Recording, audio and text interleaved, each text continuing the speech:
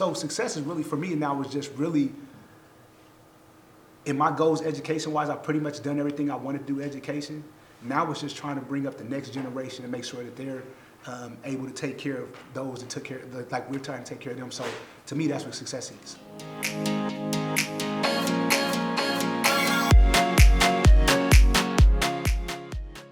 I just want to welcome you guys all. Thank you guys so much for coming. Welcome to the International Film Festival at Otterbein.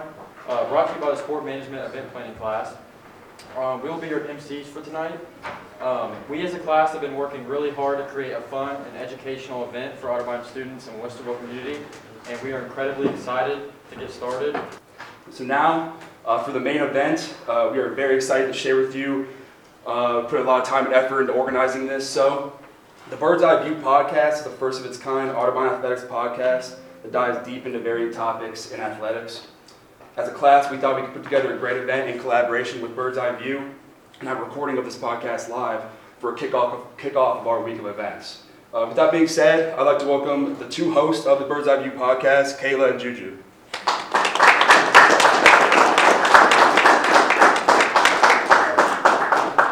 We appreciate Kayla and Juju for taking time to be here with us tonight.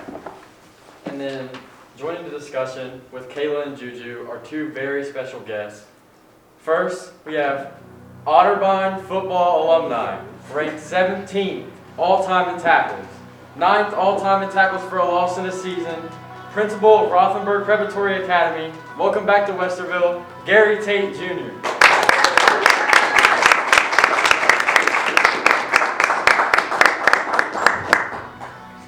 And next, we got Otterbein football All-American, Otterbein basketball All-American, 2002 Men's Basketball Player of the Year, 2002 NCAA National Champion, Professional Overseas Player and Coach, Jeff Gibbs.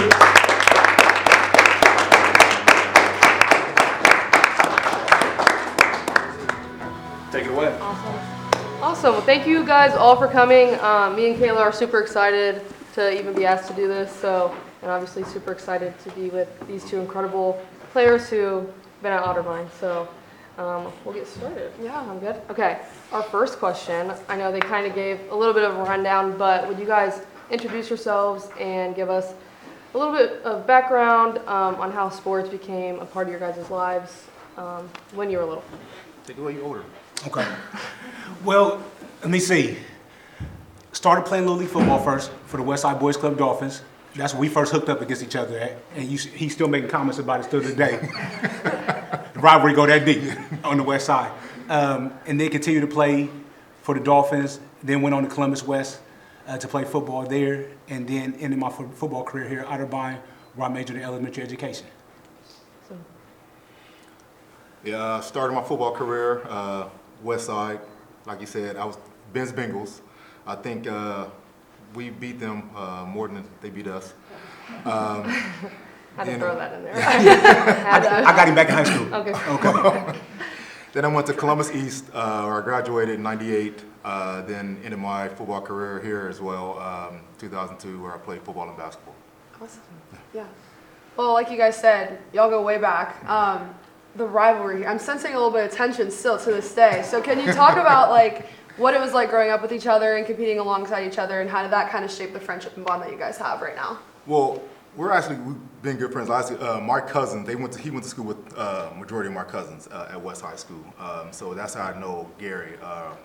But you know, even Little League, even basically high school, even here, the rivalry kept going on. Especially here, he was defense, I was offense. Cool.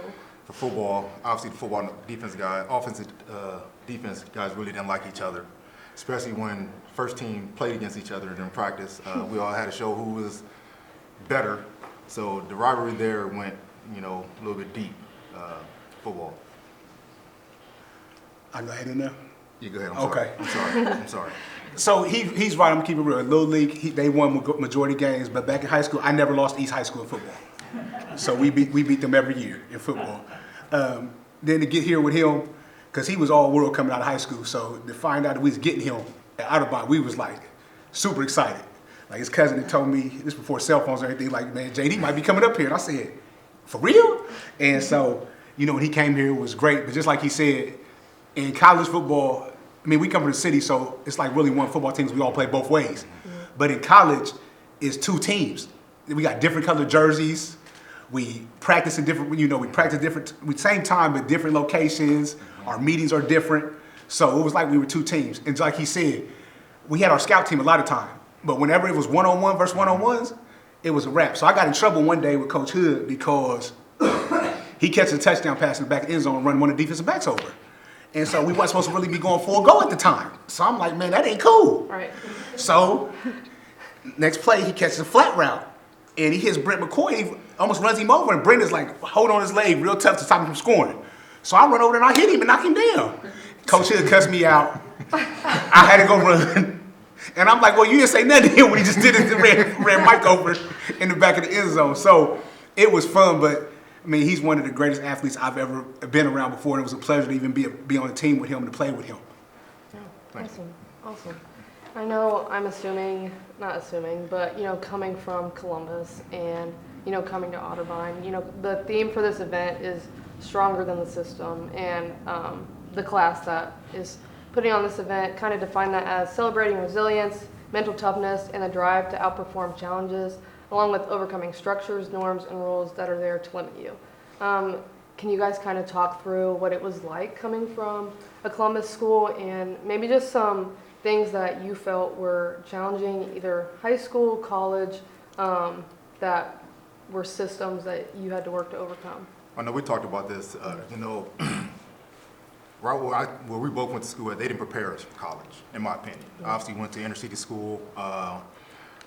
For me, a little backstory, so like you said, coming out of high school, I should have went Division I. But again, I wasn't told about, the SAT test, the ACT. So coming around my senior year, I'm seeing all my teammates, getting offers and stuff like that. So I'm like, go to my coach, like, what's up? Why am I getting offers? So like, do you take your ACT test? SAT, I'm like, I go to my counselor. I feel like it was their responsibility to let me know. So then I'm getting a bunch of D1 offers, some Big Ten, low mid majors. So by the time midway through, scholarships were gone because they wanted me to Prop 48, which is now redshirt. So I just felt like they didn't set me up for success. I'm happy I came to Otterbein. Right. One, I would have never met the people who I did. I met my wife here, all my accolades. So, but I feel like I didn't get set up for success that I should have gotten. Yeah. But again, I'm happy that I came here. But there's always a, should have, the what if. The what if. So, yeah. I mean, I ended up going D2 at first, Fort Valley State. I was there 1 week. I signed, again, two-sport athlete, I'm coming out of high school. When I signed the football, I asked the football coach if I can play both football and basketball, even though I know I'm on a football scholarship. He said, sure. I get there after practice one day, I see the basketball coach walking by. I said, hey, do you mind if I go talk to the basketball coach? He said, I don't know why you can't try it until your junior year. So I left. Yeah. My cousin said, hey, we need a tight end on the football team. You want to come? I applied to Otterbein and got accepted the next day. So similar story to him, probably should have went another level, a different level in football, but we didn't know. Like, didn't know about our grades, didn't know about the ACT test score. So we were just going to school. Man, we didn't know about the football camps that they have today. Like, we didn't know nothing about none of that stuff. We just, we show up for 2 days, we play football, we go to school. We didn't take academics as serious as we should have, but we didn't know. We just thought if we'd be good enough in football, somebody's gonna get us. Yeah. So as I was telling him, he didn't know about, because I'm a year older than him, so he didn't know what had went into us ending up at Otterbein, me and his cousin. So my senior year, I'm scrambling. It's about August, so school's about to start in the middle. Football camp starts August 15th. Yeah.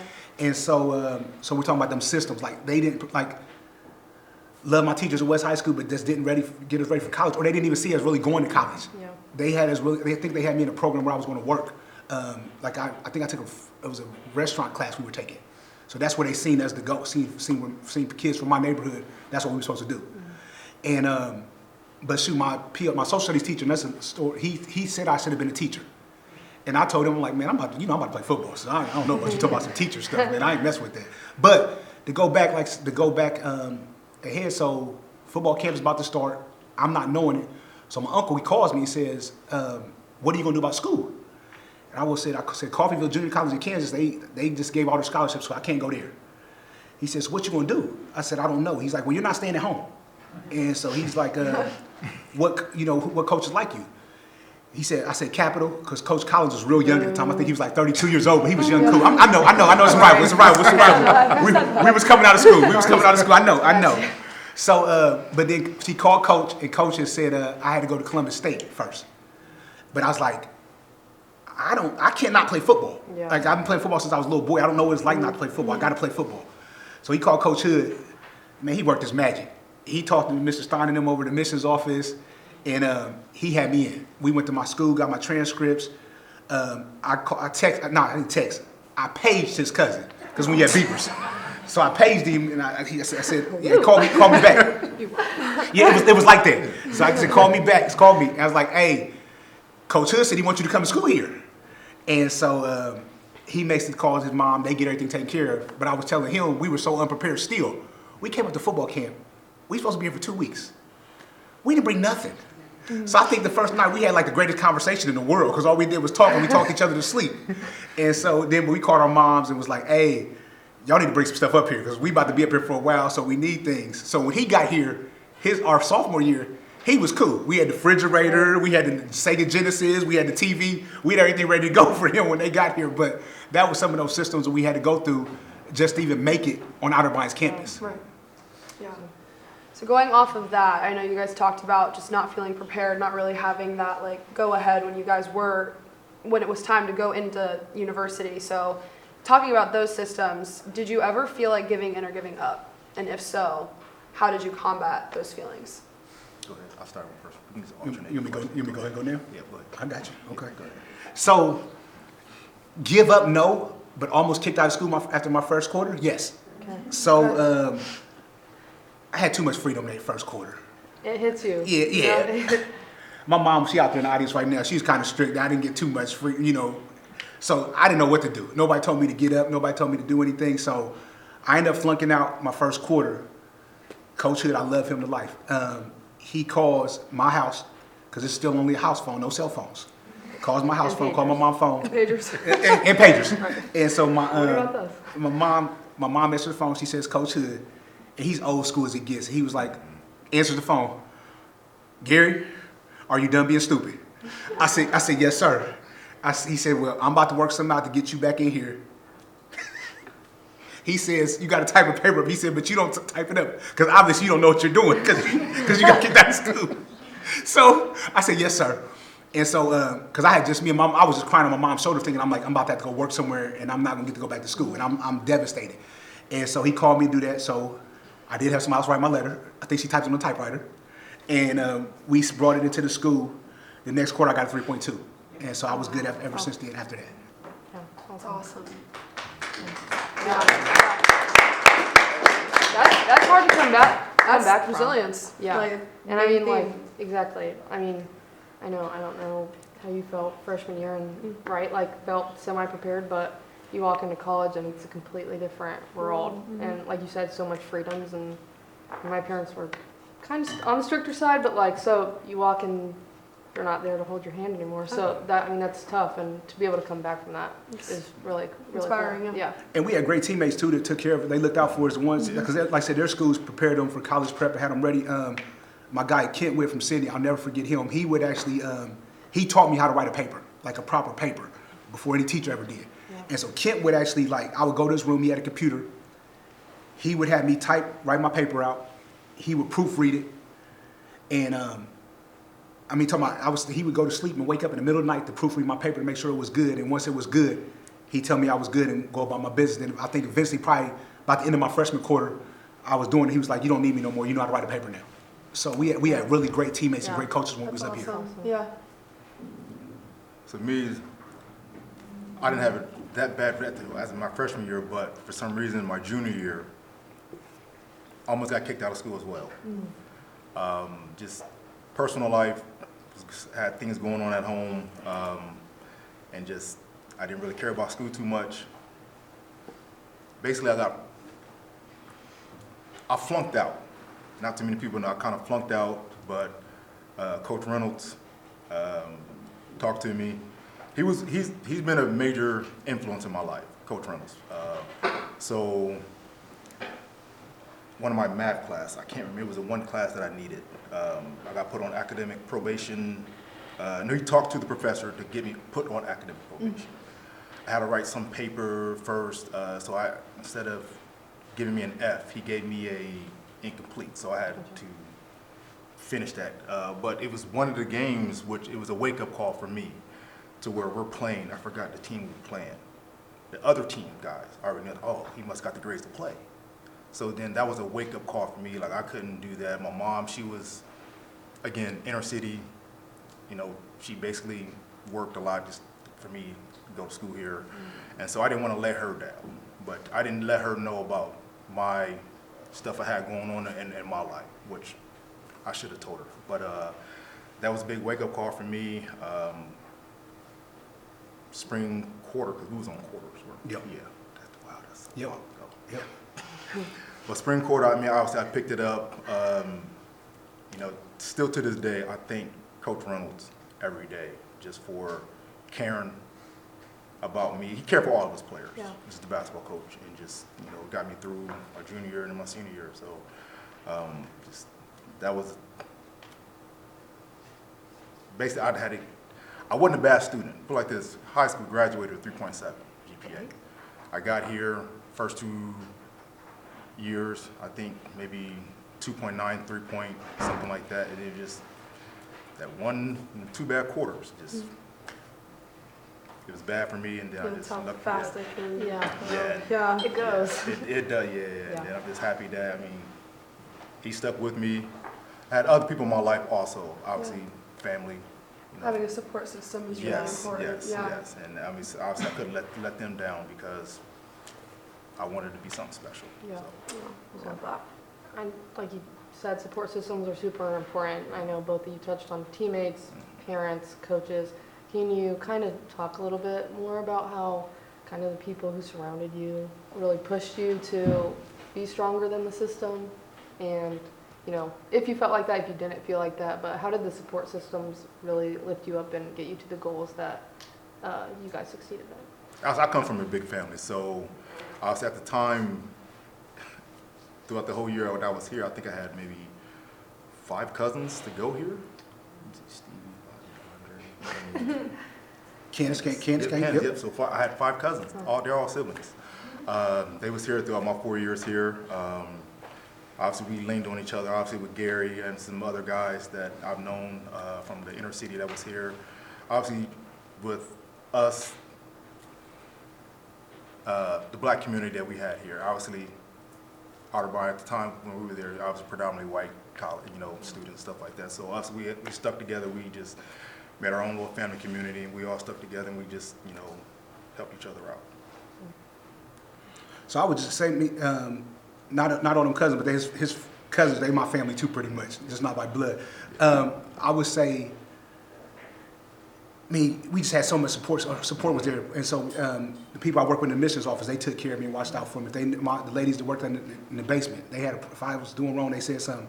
Probably the biggest difference though for me is when I joined Alpha Phi Alpha Fraternity Incorporated, my sophomore year, and they were known to be the nerds in the Black Greek life. Like, they're supposed to be smart, and so as great as my family was, nobody had went to college yet. So there was only so much they could actually tell me about college experiences. But when I got with these guys, like, yeah, we gonna go party and go around the state, but your grades better be right too when you get back. So that's what they kept doing. They showed me balance of what to do, and our coaches, they looked out for us. Even our freshman year, my freshman year here at Otterbein, it was a program called the STAR program where they took a group of us, and we sort of stayed in the same classes for like the first year almost together. And we had a professor that sort of travel with us. So we'd get extra time with them and work with us, and then they would take care of that. Then I think, if God rest his soul, Dan Thompson was a dean of students here, big football fan. And so my last year, when trying to get finished, it was hard to get in all the education classes when education was real hot. Like, everybody wanted to be in education at the time. And I remember him pulling me to the office saying, I'm about to be your dean, and to have the dean of students take over as he's gonna be my advisor. So for him to take over my advisor was a big deal. And he was like, hey, some of these professors are gonna look at you crazy when you get in this class because you ain't supposed to be in there. He said, but you get the grades and you just take care of your business and I'll handle everything else. He did exactly that, what he said he was gonna do. He was my body too. Yeah, he was a good advisor. That's my He's, guy. you want no classes, you gonna get kicked out if you had him as the advisor. That's great. So we did talk about the systems that you guys had to go through to get to where you are today. So speaking on the themes like resilience and mental toughness, how do you think mental toughness plays into those moments that you came out of those systems and came out stronger? And how did that look in your hardest moments? You see the neighborhoods, we came up in the 80s and 90s. that's as tough as they get. I'm from the east side of Columbus, where on Main Street, we seen it all. So us just making it out of there, that was the struggle right there. Trying not to get caught up in some of the stuff that was going on, the flashy lifestyle. I mean, we keep saying inner city this, but you talking about guys driving around in IROCs and 5.0s and got money and the girls and stuff, and you like, man, how do you get that? Because it's McDonald's job, I got to work in the City Center Mall, ain't getting it for me like that. Oh, well, I'm paying. You want my pants. So, just overcoming that, and then just having such a great support system. I see my aunt, she out there right now. She kept me in sports too. But the mental toughness just wanted something different. Like I didn't want to stay in my neighborhood. Like I didn't want to stay in that community. I didn't like it. I wanted something different, and I wanted to see. I wanted my kids to have a different life, and so that's what allowed me to persevere and do what I do. Now I get frustrated with my boys though, because where we live at now, they think it's just so natural, and but it's not. It took a lot of hard work and a lot of people taking care of us, and then just having the mindset that we were going to finish up no matter what and take care of our business. Yeah, same way. Like I did not want to live where I lived at.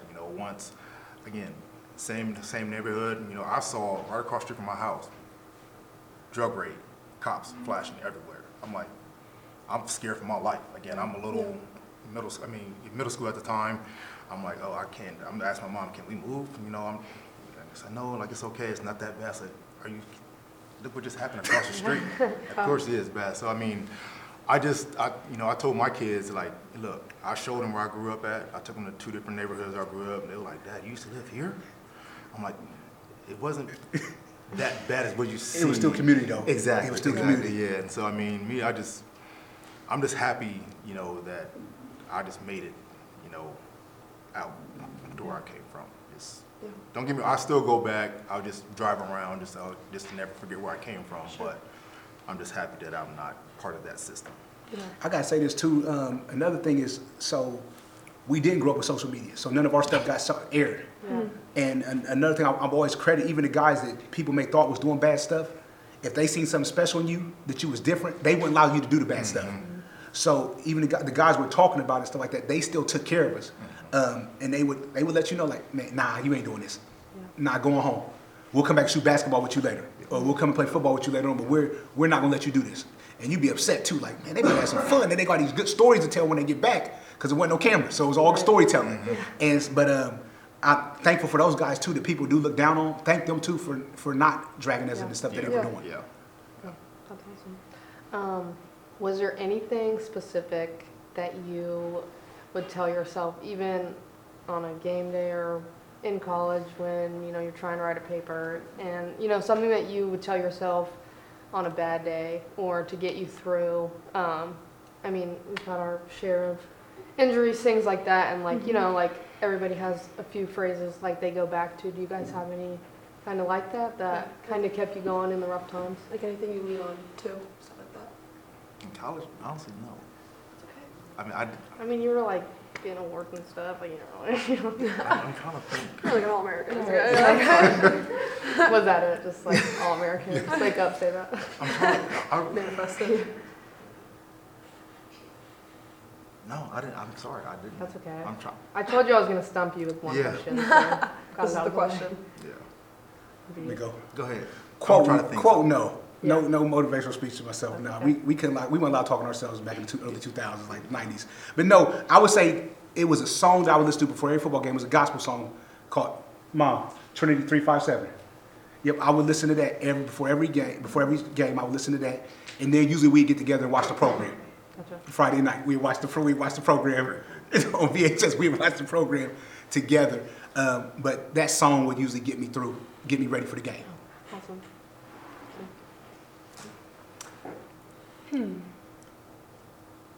I was expecting a longer answer. I can't lie. I'm like trying to. I'm sorry, like, I That's didn't. okay. I don't have What about anything. in the Yeah. pros? In the pros, oh yeah, my thing, I tell myself is go out there and dominate everybody because I was looked at. So I'm 6'2". I got it. For everyone, I'm 6 feet without shoes on. Okay. I know I'm telling people. I don't tell a lot of people that.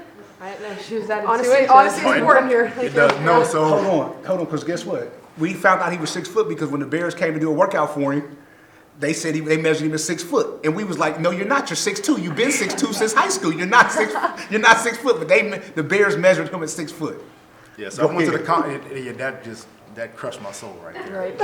But no, so my thing, and when I got to the pros, because again, I'm a 6'2" post player, and I'm going against guys 6'8", 6'9", 7 feet, you know, and my thing is I've been doubted basically my entire career, like, oh, you're too short.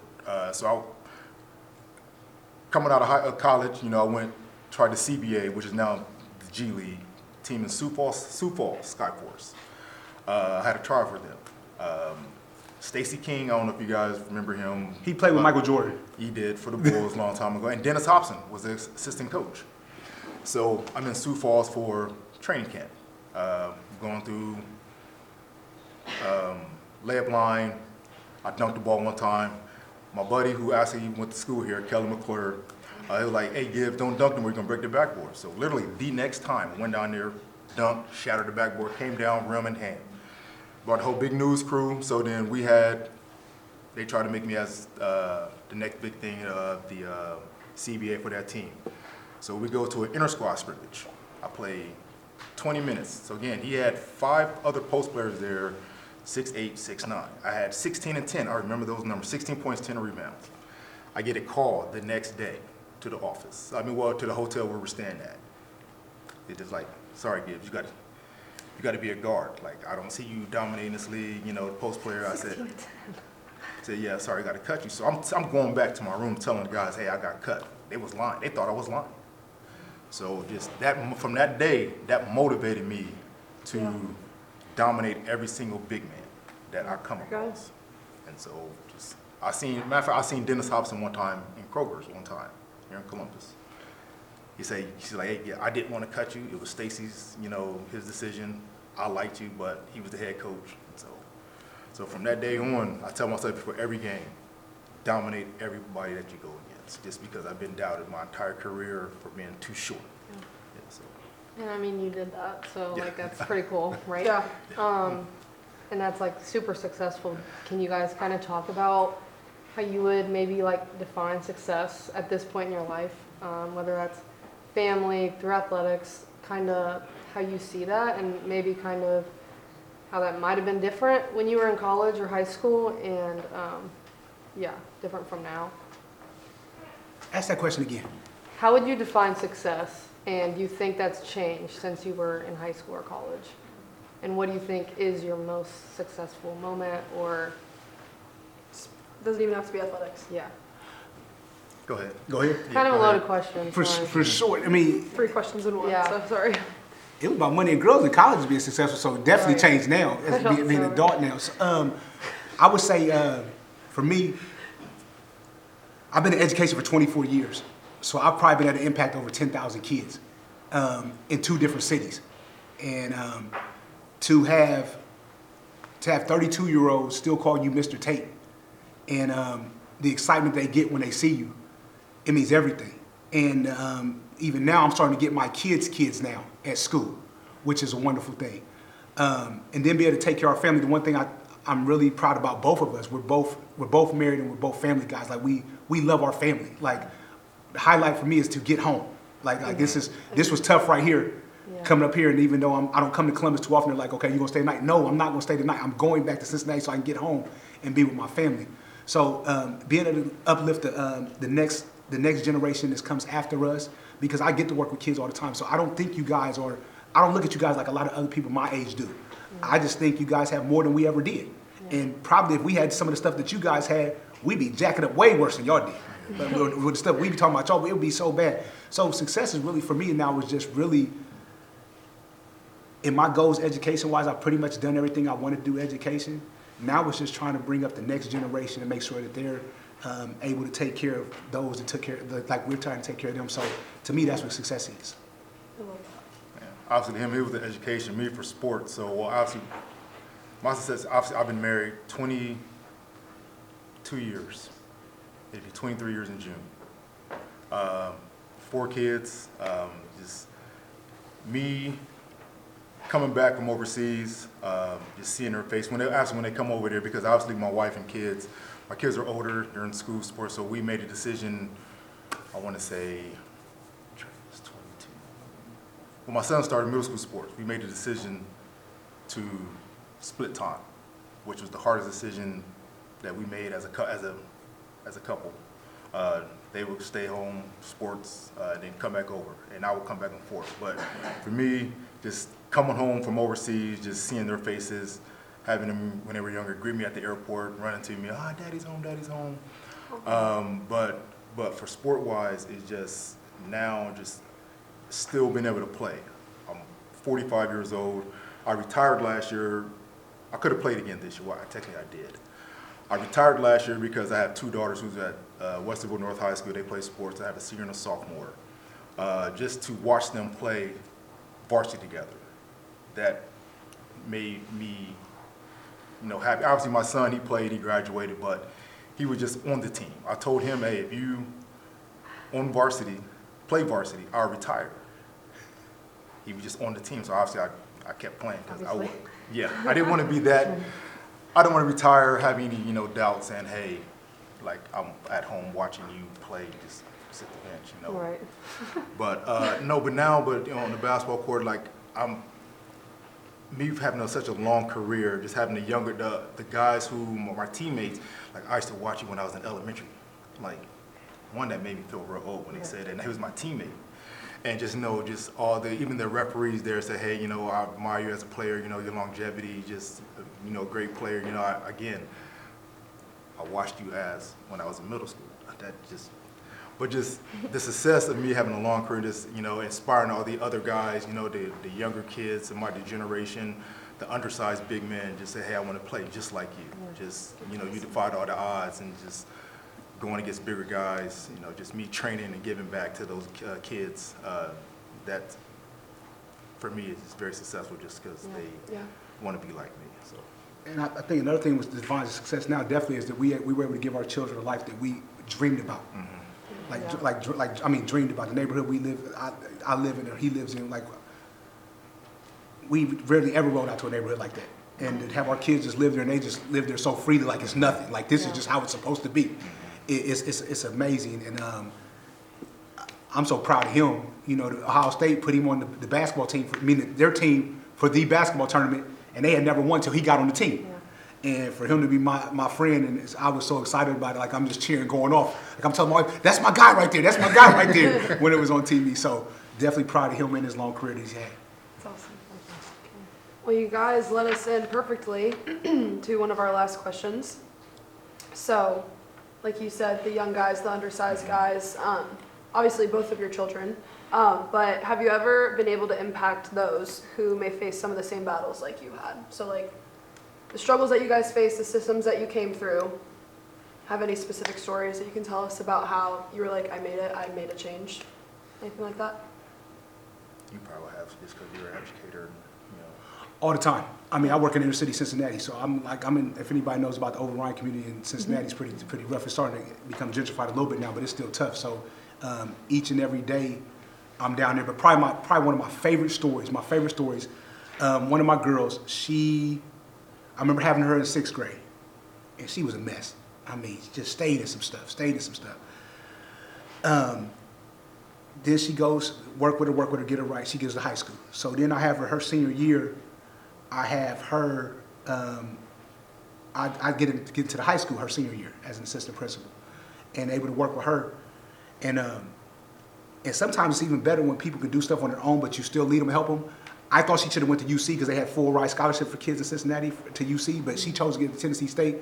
And for her to graduate and now got her master's degree, it means the world to me because as a 6th grader, I never seen that at all. Mm-hmm. But for her to reach that and I got plenty of those stories too. Yeah. that I can tell about, but that's one that she stands out to me. Yeah, that's amazing.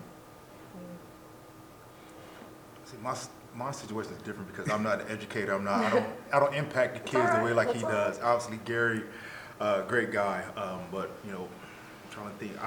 I do have one player in mind. This is just recently too. So, kid from Japan, he's African kid, but he has like the Japanese citizenship. His name is Shek.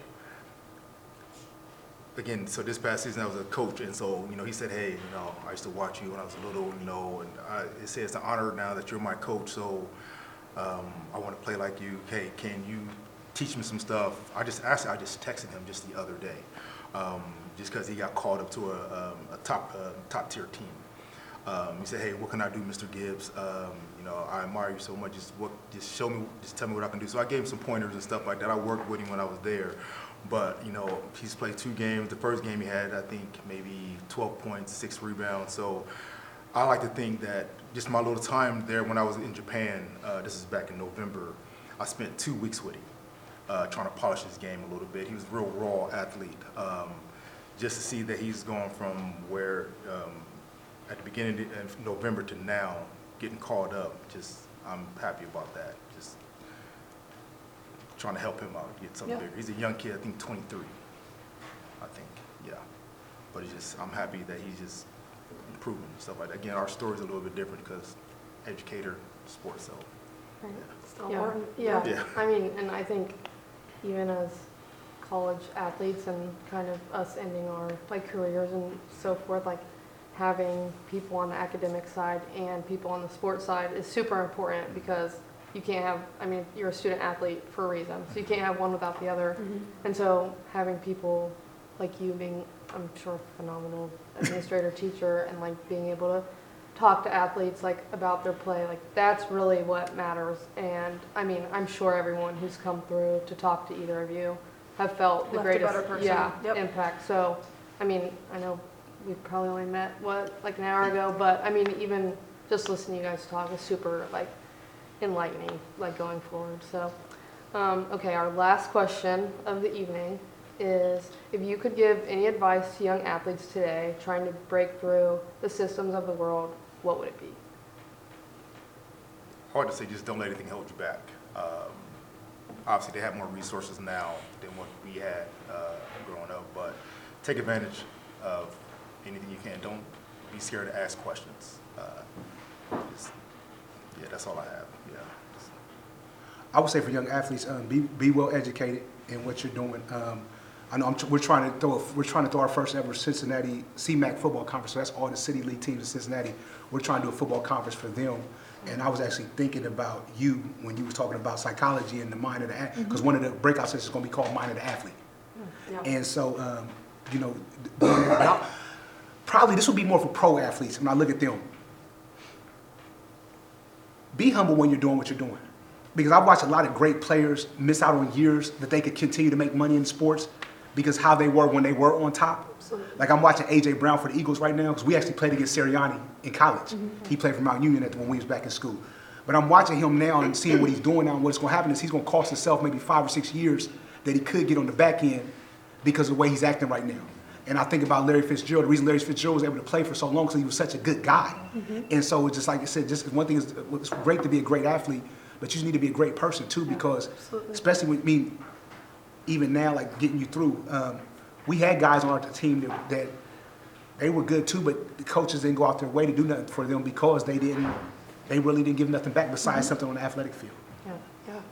And going off of the sports psychology, kind of like what we talked about back in the room, sports do end. And at the end of the day, the type of person that you are will show. And I love that you said be humble, because that's needed a lot more in this world, I think. But at the end of the day, I mean, you're more than just an athlete, you know? I mean, the accolades, while they are great for both of you, obviously, they will fade. And all you got is your soul and your personality. So I really resonate with the humble comment. That was really good. Yeah. Awesome. Well, that's all we have for you. Thank you guys so much. Yeah, thank you guys so much for coming.